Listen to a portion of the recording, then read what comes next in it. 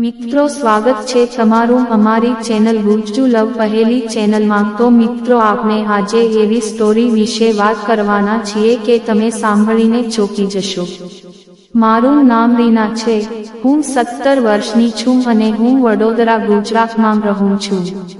આ ઘટના મારા અને મારા કાકા વચ્ચે બની હતી કારણ કે મારો પગ લપસી ગયો હતો। મારી કમરમાં મચકોડ આવી ગઈ હતી। તેણે મને માલિશ કરવાનું શરૂ કર્યું હતું। જ્યારે મને માલિશ કરવી પડી હતી, મારી સાથે પણ આવું બનવું જોઈતું હતું। થોડા દિવસ પહેલા તે ઉનાળાની રજાઓ માણવા માટે અમારા ઘરે આવ્યો હતો।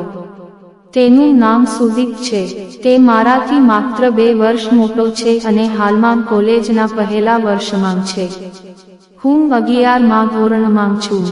તે દેખાવમાં ખૂબ જ સુંદર છે। તેનું શરીર જોવા લાયક હતું। સારી છોકરીઓ જલ્દી તેની સાથે સૂવા માટે તૈયાર થઈ જાય છે। તે ખૂબ જ સુંદર છે। અમે બંને ખૂબ જ સારા મિત્રો હતા અને એકબીજા સાથે પ્રેમની બાબતો સિવાય દરેક પ્રકારની વસ્તુઓ શેર કરતા હતા। અમે બંને રમતો રમતા હતા અને આખો દિવસ મજા કરતા હતા। પછી એક દિવસ પપ્પા અને મમ્મી કનિક પાસે જતા રહ્યા। મેં કહ્યું, પપ્પા, તમે બંને ક્યાં જાઓ છો? પપ્પાએ કહ્યું, અમે બંને મારા મિત્રની દીકરીને તેની કોલેજમાં મળવા જઈ રહ્યા છીએ। અમે સાંજ સુધીમાં પહોંચી જઈશું। તું તારા કાકા સાથે રમીશ। પછી બંને કાકા અને માણસને છોડીને ગયા। અમે બંને મોબાઈલ પર ઓનલાઈન લૂડો રમવા લાગ્યા। અમે બંને દરેક મુદ્દા પર જોરથી હસતા હતા। ક્યારેક કાકા મને ગળે લગાવતા હતા તો ક્યારેક હું કાકાને ગળે લગાવતો હતો। મેચ જીતતાની સાથે જ અમે એકબીજાને ગળે લગાવવા લાગ્યા। અમારા હોઠ ટકરાયા। મને ખબર નથી કે આને મારું પહેલું ચુંબન કહેવું કે સંયોગ। અમે બંને એકબીજાથી શરમાવા લાગ્યા, જાણે પહેલી વાર મળી રહ્યા હોય। હું ડ્રોઈંગ રૂમમાંથી ઉઠીને બેડરૂમમાં ગઈ। બેડરૂમમાં બેઠી મને વિચિત્ર લાગ્યું। મને કંઈ સમજાયું નહીં, તેથી હું નહાવા ગઈ। નહાતી વખતે મને ટીવીનો અવાજ સંભળાવા લાગ્યો। કદાચ કાકાએ પોતાનો મૂડ બદલવા માટે ટીવી જોવાનું શરૂ કર્યું હશે। હું ટેન્શનમાં બાથરૂમ જતી વખતે મારા બીજા કપડાં લેવાનું ભૂલી ગઈ હતી અને પછી મેં મારી જાતને ટુવાલમાં લપેટીને બહાર આવી। બાથરૂમમાંથી બહાર આવતાની સાથે જ મારો પગ લપસી ગયો અને હું જોરથી પડી ગઈ। કાકાએ કદાચ ટીવીને કારણે મારા પડવાનો અવાજ સાંભળ્યો ન હતો। જ્યારે હું ઉઠવા લાગ્યો ત્યારે હું હલનચલન પણ કરી શક્યો નહીં। પછી મેં કાકાને જોરથી બોલાવ્યા અને કાકા ઝડપથી આવ્યા અને મને જોતાની સાથે જ તેઓ ત્યાં ઊભા રહી ગયા। મેં કહ્યું, કાકા, મને મદદ કરો। પછી તેમને કહ્યું કે હું નથી કરી શકતો। તમે પહેલા કપડાં પહેર્યા નથી। મેં મારી સામે જોયું। મારો ટુવાલ દૂર પડેલો હતો। હવે મને પણ શરમ આવી રહી છે। મને એક બાજુ ખૂબ દુખાવો થઈ રહ્યો હતો, બીજી બાજુ હું હવે કપડાં વગર હતો।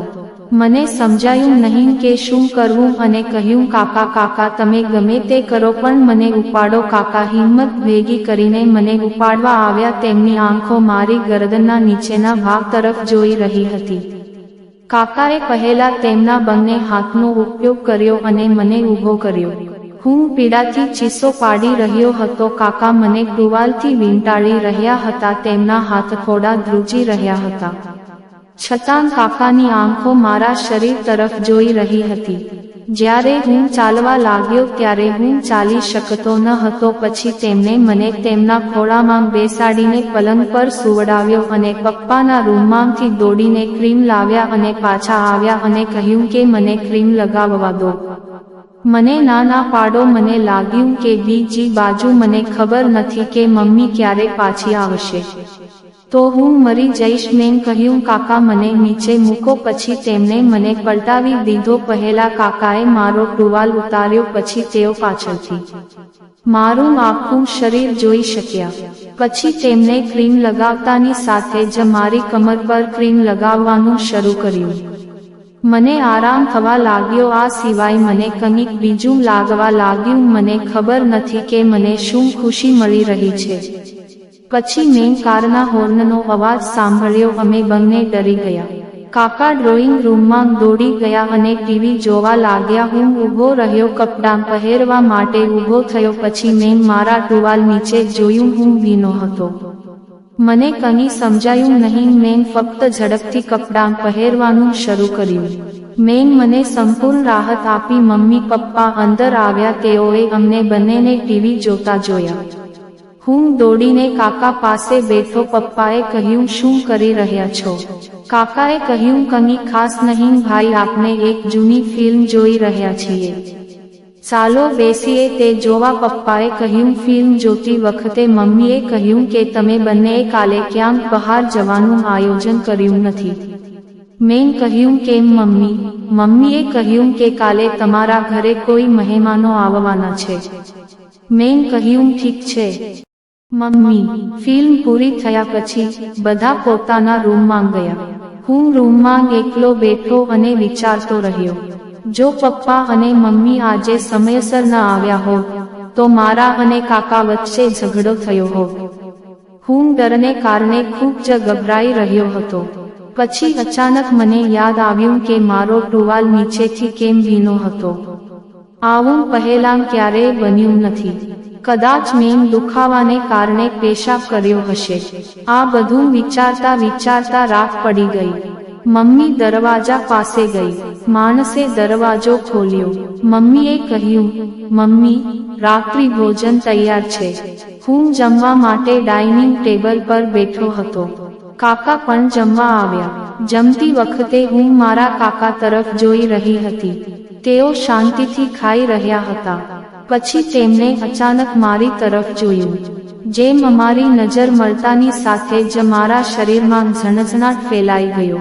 ડરથી મેં શાંતિથી ખાવાનું શરૂ કર્યું અને બધાએ મારી સામે જ જમવાનું પૂરું કર્યું. પપ્પા અને કાકા ટીવી જોવા લાગ્યા અને મમ્મી ખોટી પ્લેટ ઉપાડીને રસોડામાં મૂકવા લાગી. ત્યાં સુધીમાં હું પણ મારું ભોજન પૂરું કરી ચૂકી હતી અને ઊભી થઈને મારા રૂમમાં ગઈ. હું બેડરૂમમાં જવા લાગ્યો. પછી હું બેઠો અને હું ડરી ગયો. મેં ધીમે ધીમે આસપાસ જોયું. મેં મારા ફ્રોક તરફ જોયું. તે અંદર ભીનું હતું. કાકાને જોયું. મારા બદામમાંથી પાણી નીકળતું હતું. તેથી હું મારા બેડરૂમમાં દોડી ગયો અને પહેલા મારા કપડાં બદલ્યા જેથી મમ્મી તેને જોઈ ન શકે. હું બાથરૂમમાંથી બહાર આવ્યો અને સૂતી વખતે પલંગ પર સૂઈ ગયો. હું વિચારી રહ્યો હતો કે હું વારંવાર ભીની કેમ થઈ રહી છું અને ફરીથી કાકાને કારણે આ બધું મારી સાથે થઈ રહ્યું છે. હવે કાકા મને પસંદ કરવા લાગ્યા છે કે આવું કેવી રીતે થઈ શકે છે? અમે બંને કાકા ભત્રીજી છીએ. આ સંબંધ બરાબર નથી. મેં મારી જાતને કાબૂમાં રાખી અને પછી હું સૂઈ ગયો. હું બીજા દિવસે સવારે ઉઠ્યો ત્યારે મમ્મીએ મને કહ્યું કે જા તારા પપ્પાને પહેલા ચા પીવડાવ. મેં ચા લીધી અને પપ્પાને આપવાનું શરૂ કર્યું. પપ્પાએ કહ્યું, દીકરા, કૃપા કરીને તારા કાકાને જગાડો. હું ગભરાઈ ગયો. હું કેવી રીતે ના પાડી શકું? મારે કાકાના રૂમમાં ન જવું જોઈએ. પપ્પાએ કહ્યું, ફરીથી દીકરા જાઓ. હું ગયો અને કાકાનો બેડરૂમનો ગેટ ખોલવાનું શરૂ કર્યું. પછી કાકા બહાર આવ્યા અને અમે બંને ટકરાતા મારા શરીરમાં પણ એ જ લાગણી ફરી આવી. મેં ઉતાવળે કાકાને કહ્યું કે પપ્પા તમને બોલાવી રહ્યા છે. કાકા પપ્પા પાસે ગયા અને મેં જોયું કે મારું પેન્ટ ફરીથી ભીનું હતું. હું દોડીને મારા રૂમમાં ગયો અને કપડાં બદલ્યા. પછી હું રસોડામાં ગયો અને શાંતિથી ચા પીવા લાગ્યો. આખો દિવસ હું રસોડામાં મારી મમ્મીને મદદ કરતો રહ્યો. મમ્મી બીજા દિવસની તૈયારીમાં વ્યસ્ત હતી. જો પપ્પાએ ફોન કર્યો હોત તો હું કોઈ બહાનું બનાવીને તેને મમ્મી પાસે મોકલી દે.